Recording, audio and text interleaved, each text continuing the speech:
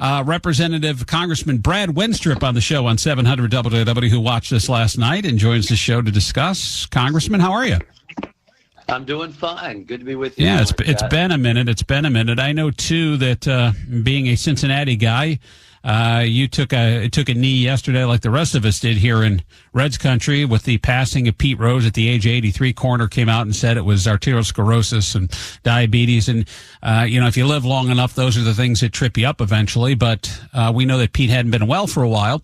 Last time we saw him was the day before he passed away, was in a wheelchair with some members of the Big Red Machine down in Nashville for a card signing there, and then passed away in his home out in Nevada. But still shocking nonetheless. Yeah, it is. One of the things I say about Pete Rose is, and I've said this even since I was a kid, watching him, I think he broke in when I was 5 years old. So I grew up with Pete Rose and the Big Red Machine. But I always said, if everyone worked as hard at their job as Pete Rose did his, I can't imagine what this country would be like. We probably have no unemployment. And I'm just grateful that that I had the chance to grow up with Pete Rose and the Big Red Machine. Yeah, my dad had a really strong work ethic, and that's why I loved Pete Rose as his favorite ball player of the modern era. And, he admired him because of that Charlie Hustle element. And that's something I took away to this day, too. And you're right. Roll up your sleeves and get it done. And sometimes will overcomes inability. And Pete Rose was the embodiment of that. Let me switch over to the debate from last night here, too. You watched this. I couldn't help but think as I'm watching this, and actually in retrospect afterwards, I woke up this morning and started thinking about it driving into work this morning, that it felt to me like J.D. Vance was arguing Trump's arguments better than Donald Trump was. And in that regard, did it feel last night like this was him getting ready for 2028? Like, I don't know what's going to happen here coming up in a few weeks, but I know for sure I want to be the Republican standard bearer in 4 years. I really can't control what's going on right now. I'm not sure the way the wind's blowing, if we're going to get it or not. If we do, great. If not, I'm ready for 20. It felt like he was campaigning for 2028. Well, it's interesting because my takeaway from the beginning is that J.D. Vance was debating Kamala Harris and Tim Walz was debating Donald Trump with their answers. And everything was sort of directed towards the other presidential candidate. But I'll tell you, I like that there were civil exchanges. I know they had rules for the debate, but there were times when they were having civil exchanges going back and forth on policy that they were cut off, and that was kind of frustrating for the viewers, I think, because the tone was good and they were exchanging very civilly, let it play out, and sometimes we didn't get all that. But I know they had rules. And in that regard, how did you think the moderators did last night? I think it's a thankless job. No matter what you do, you're not going to keep the leash tight enough, or you're going to let them run off the lead too much, and it's going to devolve into a screaming match, and we're not going to have any control whatsoever. At the same time, if we quote unquote fact check or interrupt someone, we're going to look biased, and there's just no way around that. I think is there a perfect debate format? It's challenging, I have to say.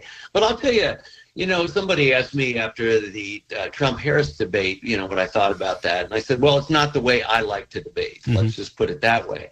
What we saw last night was more like how I like to debate and how I have debated when I was running and having debates. And I think that we can do that. And I think there's room for it in America. And I think people do like it. I know that when there's fireworks, that usually makes the headlines over and over again. But it isn't necessarily the way I want to run the government either. So yeah. I think that it was refreshing last night. It's substantive. And not only that, they got through a lot of topics that normally you wouldn't do that. And so I've been saying for a while now that we should make politics boring again, and last night was pretty boring, which may be the new exciting. Yeah, and I like the way you put that. I think that's true, but you're right. I mean, they talked about climate, the border, the economy, peace. They talked about veterans. They talked about abortion issues, violence, housing, drug costs, child care. Yeah. And the election itself. I mean, that's pretty good. You don't usually get all that in one evening. And so I do give the moderators credit for being able to touch on all those. But I think, again, both people on the stage were willing to actually address the issues. J.D. Vance's style seemed to be, I'm going to comment on what you're asking or what my opponent said, but I am going to answer your question. And I think that we saw a little bit more of that. There's things I would have said differently. And but I'm glad, like I saw really when they talked about violence, one of the things that Tim Walz said was there needs to be research, right? I mean, nobody's for this violence. There needs to be research.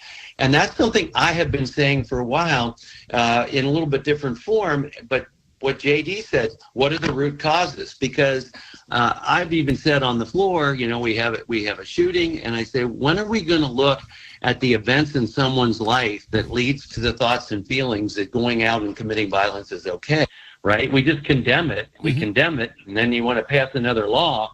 But the bottom line is, and Scott, I only have an undergraduate degree in psychology, but the bottom line is, what is the root cause? What brought someone to that day? And we don't do that. We don't really hear about that. If we looked at the common denominators of the people that are committing violent acts, what led to that? What has changed? What changed in America when you say that in the 50s kids brought guns to school and then went to target practice afterwards, right? Is it the breakdown of the family? What actually is it? And I'm glad to hear both of them comment on that. Yeah. Yeah, and that's the refreshing part about it. Some well thought out points from the left and the right. We don't usually get that anymore. It devolves into school shooting. The president comes out, Joe Biden come out and say, this is why we need common sense gun laws and ban long rifles and ban ammunition and extended magazines, even though we don't know if any of that had anything to do with this latest school shooting. We're going to jump right on those talking points. Republicans go on defensive that the left are being gun grabbers and being irresponsible and painted as we don't care about your kids dying. It doesn't move the needle. It's happened time and time again. Unfortunately, though, this is a vice presidential debate, and if you have a debate in a forest and a candidate falls over, does anyone hear it? Namely, the American people. Was anyone paying attention last night? I hope that they were. I think that there were. Of course, I come from a different element of people, right? I'm a member of Congress, so we're paying attention to that. But there were some other things that I thought were really good. And the one that J.D. Vance brought up is, we don't need censorship. We need people to work through the art of persuasion. I mean, look, I've seen in Congress where basically instead of members of Congress trying to convince people about their ideas, they extort the speaker and tell them, we're going to take you out if you don't put my bill on the floor. Well, the idea is you go out and you get people to agree with you, and that's what we need more of. And when it comes to what's all out there in social media, I did a forum on foreign influence on our elections and also what's out there in social media. It's buyer beware. Find a trusted source for yourself, but let yourself be persuaded by those that are actually in office, maybe then a little bit less of the social media aspect and the things that we get. And I thought it was interesting, too, and I've thought this over some time. They went to, do you accept the results of the last election and this and that? And, that's a little bit hypocritical because there have been time and time again when the results have been challenged. And I saw it when Trump won, and I saw Democrats standing up all day trying to challenge it in the way that people did when Trump lost. But at the same time, I sat through on the Intelligence Committee where we became the Impeachment Committee. And one of the things I said then is, normally when you lose an election, you get ready and fight for the next one. Yeah. But what we're seeing here now is trying to change the outcome of the election through impeachment. And so we got to get back to truly making sure that our elections are clear and safe, and not having judges, for example, in Pennsylvania saying, we're going to give you 3 more days to vote. That's a violation of the Constitution, and the Supreme Court wouldn't take that up. But we do want secure elections. I think we're good in Ohio, fortunately. And, we accept the results. And they talk about how the governors all certified the results. I mean, I don't think any governor wants to say, I'm not going to certify this. I think we did a horrible job in our state. Right. So, right. Hey, look, I'm with you. You want to contest the election. You go through the courts, you go through the channels. You do that in the the early months of December, as you were part of. That's how the system works. If you think that you can adjudicate this and prosecute a case for it, but clearly by January 6th, it was over, and that to me was the straw that broke the camel's back for me personally, and probably a lot of voters as well, when you are arguing the results of election. I just hope we get back to a day where someone wins an election and go, yeah, you know what, you won the election, let's move on and move forward with the country, because look how it's divided us for the past 4 years. Well, I voted to certify the election. Not that I agreed with what went on in every state. That's for sure. But I also know that my job on that day is to only count the votes, and only count the votes that were sent by the state. Now, I believe in states' rights. So if states screwed up, but this is what they sent, that's not up to me. My only job is to count. The reason we're allowed to oppose goes back to 1876. They put the Electoral Counting Act of 1876. And that's because states were sending 2 slates and you had to pick one. Yeah. So first of all, they should only send 1 slate. Makes sense. Brad Wenstrup, Congressman Wenstrup, on here on the show on 700 WOW, who's going to end his term here soon. And therefore, you have nothing to lose, so you can speak candidly about all this, stuff. Unless you're going to, come back and be the senator from Ohio if J.D. Vance was. But nonetheless, and speaking of the election, though, we have this trouble. We've got trouble brewing right now when it comes to contested results. We have Florida, we have Georgia, but specifically North Carolina. And that's a big state with this election coming up, where we just suffered from a hurricane it's unprecedented what happened to Asheville and Western North Carolina. It's absolutely horrific, the devastation and destruction. That is really going to screw up the election. If you don't have a polling place because it's underwater, or you don't have a house and a mailing address, that's going to really throw a wrench into the works of this election coming up now in just 4 or 5 weeks. Do you think that's going to really play out? Is it going to be another one of those, we're going to start fighting and lawyering? We're already doing that. We're already filing lawsuits in advance of the lawsuits. But you know what I'm saying? Is that going to be the next point of contention here, you think? It looks like it's headed that way. Yeah, that crossed my mind. I was talking to one of the representatives from North Carolina yesterday. I mean, it's really bad. I mean, and this is a person that doesn't exaggerate and some hits, but it's like, it's really, really bad. So what are we going to do? What are people going to do? I don't know if you're going to have people like in other events, where they're all living in a stadium somewhere or something. But we got to provide the opportunity for them to be able to vote. Mm-hmm. And I hope that can be figured out in time between now and the election day in November. Hope so. Yeah, because you don't want it to get down to election interference, and we're not counting votes, and it's a swing state, and we got 3 between Florida, Georgia, and North Carolina. I'd say Florida's probably more prepared for it. Georgia, not as much, and certainly not North Carolina would happen there. And so we'll see what happens. I wonder, it makes me nervous to think that could swing an election, because we had a natural disaster in that regard as well. All right, so last night we had a debate, and it was, it wasn't contentious. It was substantive. It was the attack lines were more on the opponents at the top of the ticket.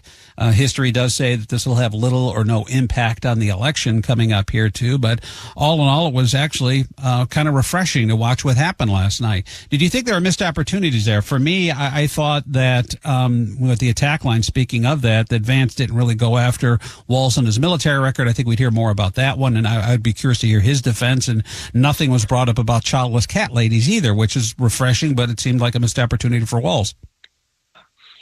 Yeah, and that might have been, but I think those are being played out in the public. So I think this was a chance for both of them to actually focus on policy.